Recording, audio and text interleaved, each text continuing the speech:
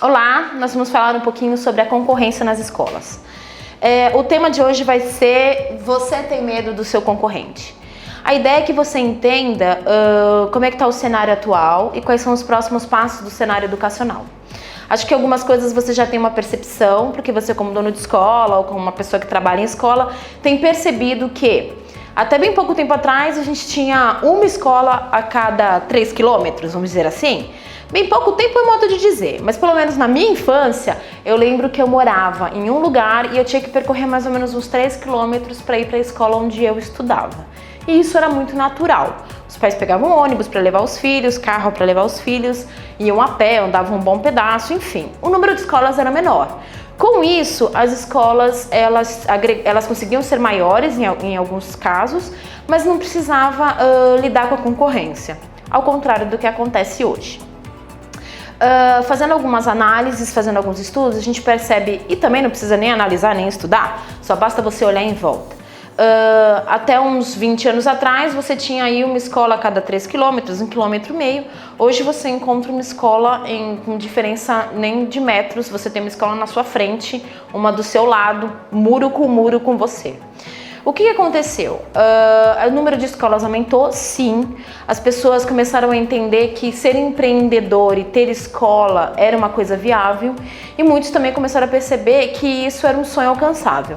A maioria das pessoas que começaram a montar escolas são professores, são pessoas que já trabalhavam no mundo educacional, no mundo pedagógico, e que sonhavam em ter a escola do seu jeito, com a sua cara, com o seu formato, com a sua filosofia, com o seu pensamento. E assim elas foram aos poucos sendo um pouco mais ousadas e abrindo então os seus próprios negócios. O que acontece é que nesse período, vamos colocar aí de 10, 15 anos atrás, você tinha que entender muito da parte pedagógica, você tinha que saber cuidar de criança, você tinha que saber cuidar de escola, e a parte de gestão ela ficava um pouco aquém. Por quê? Como o número de escolas ainda eram pequenos e você não tinha que lidar tanto com a concorrência, nem com essa questão de precificação, de custo, então a parte de gestão ela não precisava ser tão forte. E hoje a coisa mudou. O que acontece? Hoje você tem várias escolas num percurso pequeno, dentro de uma mesma rua, dentro de um mesmo bairro, e elas estão brigando de uma forma fervorosa pelo mesmo cliente. Então assim, um pai hoje ele vai passar uma manhã buscando escolas, ele consegue calmamente, tranquilamente, sem andar muito, visitar 2, 3, 4 escolas. E aí o pai também está mais exigente, porque se ele tem mais concorrente, tem mais opção, ele pode exigir mais. Então assim, o cenário mudou e com isso as escolas precisam hoje vivenciar algumas situações inovadoras. Que situações são essas? Número 1. A escola precisa começar a ser mais profissional. Não profissional só no sentido de fazer um bom trabalho pedagógico, que acredito que isso a escola já fazia, só que agora ela precisa se modernizar, porque o novo perfil de alunos que está chegando exige isso. Mas eu digo no sentido de profissionalizar como gestores mesmo. Então é entender o seu custo por aluno, entender como é que funciona a sua planilha de custo, sua planilha de lucro, entender aonde está os seus grandes vazamentos, ou seja, o seu dinheiro está fugindo para onde, no seu RH, na sua lista, no seu pessoal, na sua estrutura, na sua água, na sua luz, no seu aluguel, no caso das que tem aluguel. Não, é no seu marketing, você gasta muito com marketing e não dá retorno. É na sua retenção, você não consegue manter aluno, você tem um turnover muito grande, enfim. Então assim, o cenário mudou. Hoje o profissional que é dono de uma escola, que tem uma instituição de educação, de ensino, ele não pode mais ficar só amarrado em fazer um bom trabalho pedagógico e saber cuidar bem das crianças e dos professores. Ele hoje tem que entender um cenário muito maior. Ele, na verdade, hoje ele é um gestor de uma empresa, né? E onde o principal serviço dessa empresa é ensinar e dar educação. Só que existe uma seguinte coisa.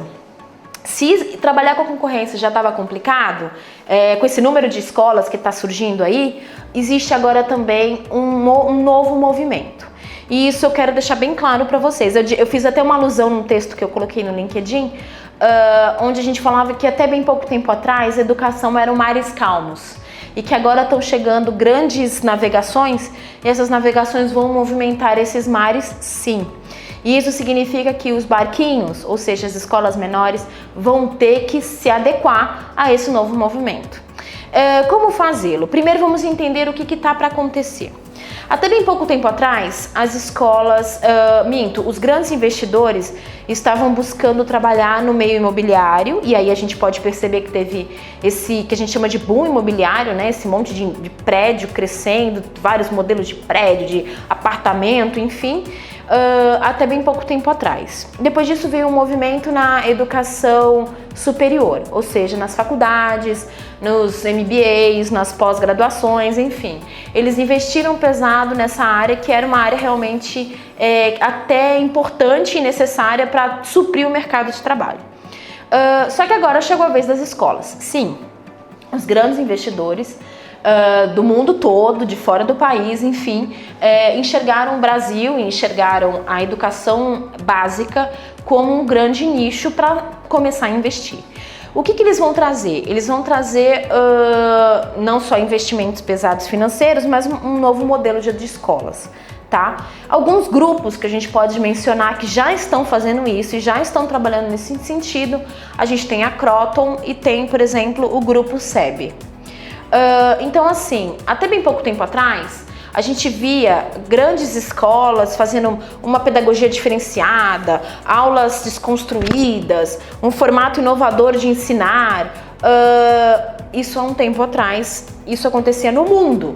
Então, se a gente parar para olhar, a gente tem escolas na Suécia, escolas australianas, onde os alunos têm um aprendizado autônomo, onde a gente tem o uso, por exemplo, da escola Steve Jobs School na Holanda, onde os alunos trabalham de formato completamente diferente, em espaços abertos, onde eles não têm, eles têm aulas, mas muitas vezes não têm horários, ou o aluno entende qual é o conteúdo que ele tem que aprender no decorrer de um período e ele sozinho constrói o que ele quer vivenciar por dia. Então ele entende que ele tem que, por exemplo, fazer 20 horas de matemática e aí ele junto com a professora, né, a professora intermediando isso, vai montar com ele o horário dele.